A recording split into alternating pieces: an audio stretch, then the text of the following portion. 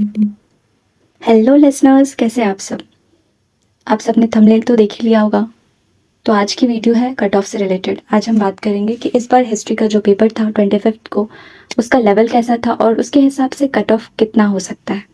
ये हमारा अंदाज़ा है पिछले जो क्वेश्चंस आए हैं, प्रीवियस ईयर के क्वेश्चंस, उसके बेसिस पे। ये जो आप देख रहे हैं, ये जून 2025 का कट ऑफ है JRF और नेट का। और दिस वन, ये दिसंबर 2025 का है। इसके बेसिस पे हम थोड़ा बहुत एनालिसिस करेंगे कि पेपर का कट ऑफ कितना जा सकता है। तो अगर हम बात करें कट ऑफ की, जो पहले जून का पेपर था उसमें आप देख रहे हो, अगर 180 क्वेश्चन सही हुए, यानी 90 क्वेश्चन सही होते हैं और 180 मार्क्स आते हैं, तो JRF क्लियर हो रहा था। ये जनरल कैटेगरी से था। 162 क्वेश्चन सही होने, यानी 81 अगर क्वेश्चन सही है तो 162 मार्क्स आ रहे हैं और नेट क्वालिफाई हो रहा था। OBC के लिए 86 क्वेश्चन सही हो रहे थे तो 172 मार्क्स आएंगे और उस पर JRF था। EWS के लिए 174 मार्क्स पर JRF था, यानी अराउंड 87 क्वेश्चन। इनका 86 क्वेश्चन, ज़्यादा का अंतर नहीं होता है, और इसका 90 क्वेश्चन। SC कैटेगरी का 164 पर JRF था, यानी 82 क्वेश्चन सही करने पे JRF क्लियर हो रहा था। SC के लिए 80 क्वेश्चन पे 160 मार्क्स आ रहे थे और JRF क्लियर हो रहा था। सेम इसी तरह से देखा जाए तो नेट की अगर बात करें तो 81 क्वेश्चन सही होने पे नेट क्लियर हो रहा था जनरल कैटेगरी से। 75 क्वेश्चन सही होने पर 150 मार्क्स और OBC का नेट क्लियर हो रहा था। सेम EWS का भी था, 75 क्वेश्चन पे नेट क्लियर हो रहा था। SC और ST की बात करें तो 70 और 69 क्वेश्चन पे नेट क्लियर हो रहा था। ये था जून 2025 का JRF और नेट का कट ऑफ। ठीक है, इस समय जो पेपर था वो मॉडरेट टू हाई था। आप जानते हो कि जो जून का पेपर होता है वो थोड़ा टफ साइड में होता है, इस वजह से बहुत से स्टूडेंट्स स्किप भी करते हैं, वो दिसंबर का एग्ज़ाम देते हैं। और जो हमारा दिसंबर का एग्ज़ाम था वो, उसका पेपर इजी साइड में जाता है। इजी टू मॉडरेट हो सकता है, बट ज़्यादातर इजी साइड में होता है ना। इजी पे इनका फोकस ज़्यादा रहता है, इसलिए बहुत से कैंडिडेट इस समय देखोगे बहुत ज़्यादा लोग फॉर्म भी भरते हैं, एग्ज़ाम भी देते हैं एंड कट ऑफ भी ऊपर जाता है। अगर आप देखोगे दिसंबर और जून के कट ऑफ को तो वो साफ साफ दिखाई देता है। तो जो दिसंबर 2025 का पेपर था वो इजी था, इजी साइड में ज़्यादा था, मॉडरेट की तरफ कम था। हाई तो कह ही नहीं सकते। हाँ, हाई उनके लिए होता है, मतलब कह नहीं सकते, ये नहीं कहना, हाई उनके लिए होता है जो पहली बार बैठ रहे हैं, जिन्होंने कभी, होता है ना, उनका अपने पेपर पे वो कमांड नहीं है, बेसिक कमांड भी नहीं है, तो उनके लिए तो हाई हो गई। तो ये जो इसमें 216 मार्क्स पे JRF था और 192 मार्क्स पे नेट क्वालिफाई हो रहा था, यानी अराउंड 108 अगर क्वेश्चन सही हो रहे तो JRF क्लियर हो रहा था। 96 क्वेश्चन सही हो रहे थे तो नेट। सेम उसी तरह से OBC की बात करें तो 103 क्वेश्चन अगर सही है तो JRF क्लियर हो रहा था और 89 क्वेश्चन पे नेट क्लियर हो रहा था। EWS का भी सेम गया था, कुछ डिफरेंस नहीं था। 103 क्वेश्चन पे JRF क्लियर हो रहा था और 89 क्वेश्चन पे इनका भी नेट क्लियर हो रहा था। SC की बात करें तो 98 क्वेश्चन जिनका सही हुआ था उनको JRF मिला था और 83 क्वेश्चन जिनका सही हुआ था उनको नेट मिला था। ST की बात करें तो 96 क्वेश्चन सही होने पे 192 मार्क्स आ रहे थे और JRF कैटेगरीज में उनका सिलेक्शन हुआ था और 81 क्वेश्चन जिनका सही हुआ था उनका नेट के लिए वो क्वालिफाई कर रहे थे।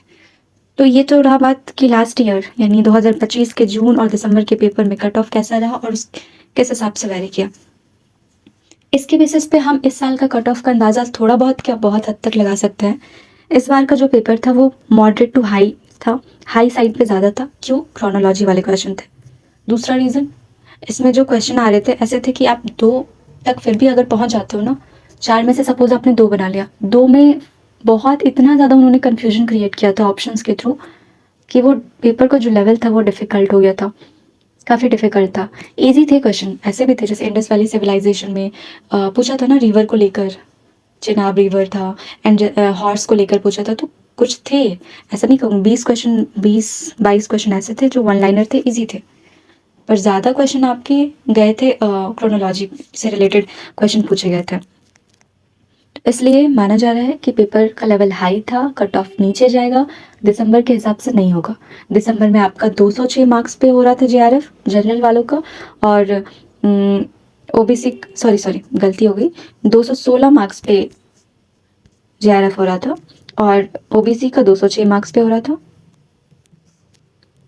इस बार इन दोनों के बीच का हो सकता है कि अगर आपके अराउंड 93-95 क्वेश्चन सही हो रहे हैं जनरल कैटेगरी से, तो जेआरएफ होने के चांसेस है।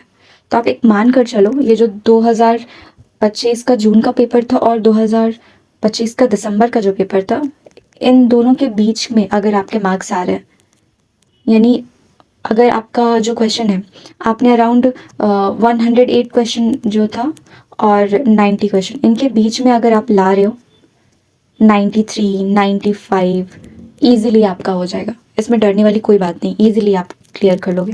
तो ये जो दो मैंने कट ऑफ आपको दिखाया है, इनके बीच में अगर आप कहीं फॉल कर रहे हो ना, टेंशन लेने की कोई बात नहीं है, आपका जेआरएफ भी होगा, नेट भी क्लियर होगा। तो आज की वीडियो में बस इतना ही कहना था कि मार्क्स ऐसा नहीं है, आप दिसंबर का अगर एग्ज़ाम दिए हो तो प्लीज़ उतना मत सोचो, ये आपको भी पता होगा कि उतना कट ऑफ नहीं जाने वाला। बहुत सारे वीडियोस अभी अलग अलग चैनल यूट्यूब पे बना रहे हैं, बहुत से कट ऑफ को लेकर भी वीडियोस बन रहे हैं, आइडिया आपको भी लग जाएगा। पर आप निश्चिंत होकर, बेफिक्र होकर अभी कट ऑफ पर उतना डिस्कस मत कीजिए, उतना डरिए मत। बेहतर होगा आप दिसंबर के लिए प्रिपरेशन शुरू कीजिए। अगर आपको लग रहा है कि आपका नेट क्लियर हो रहा है, सपोज आपको लग रहा है नेट क्लियर हो रहा है, पर नेट पे आपको रुकना तो नहीं है ना, जेआरएफ क्लियर करना है, तो जेआरएफ के लिए प्रिपेयर कीजिए। ओके, क्योंकि जेआरएफ के लिए करना एक आपका गोल है ना, तभी तो आप यहाँ पे हो ना, कि नेट क्लियर करोगे और फिर हो गया, ऐसा तो नहीं है। अभी बहुत अभी अभी आपका जस्ट एग्ज़ाम ख़त्म हुआ है, ये टाइम पीरियड आपका फोकस वाला रहा था, अभी जस्ट एग्ज़ाम आपने दिया है, 1-2 दिन से ज़्यादा ब्रेक मत लीजिए। अगर आपको दिसंबर के लिए, आपको खुद भी पता होगा ना, आप एग्ज़ाम देकर निकले, एग्ज़ाम देने के बाद क्या होता है, हमें आइडिया होता है कि हमारा पेपर कैसा था, अच्छा था, बुरा था, किस लेवल पे जा सकते हैं। तो उसके हिसाब से आप अपनी प्रिपरेशन शुरू कीजिए। आपको लग रहा है जेआरएफ हो जाएगा मेरा ईजिली, तो आप इंटरव्यू के लिए या आप कौन सी यूनिवर्सिटी में जाना चाहते हैं उसके लिए सोचिए। और अगर नेट क्वालिफाई कर रहे हो ना, तो जेआरएफ के लिए तैयारी कीजिए। अभी कट ऑफ को लेकर बहुत ज़्यादा सोचने की ज़रूरत नहीं है। आंसर की, प्रोविजनल आंसर की आएंगे, टाइम पर ही आएंगे, पर इस बार थोड़ा डिले हो सकता है क्योंकि एक एग्ज़ाम 5 जुलाई को होने वाला है, उसके बाद बहुत आसानी से, मतलब थोड़े टाइम के बाद 1 वीक के अराउंड आ जाएंगे हमारे आंसर की। तो इसलिए डोंट वरी कि कट ऑफ क्या होगा, उसकी चिंता करने की ज़रूरत नहीं है। आप प्रिपेयर कीजिए, आपने आगे के एग्ज़ाम के लिए, दूसरे भी एग्ज़ाम है तो उस पर फोकस कीजिए। जिन लोगों ने अगर बीपीएससी भरा हो तो उसके एग्ज़ाम पर फोकस कीजिए, ठीक है।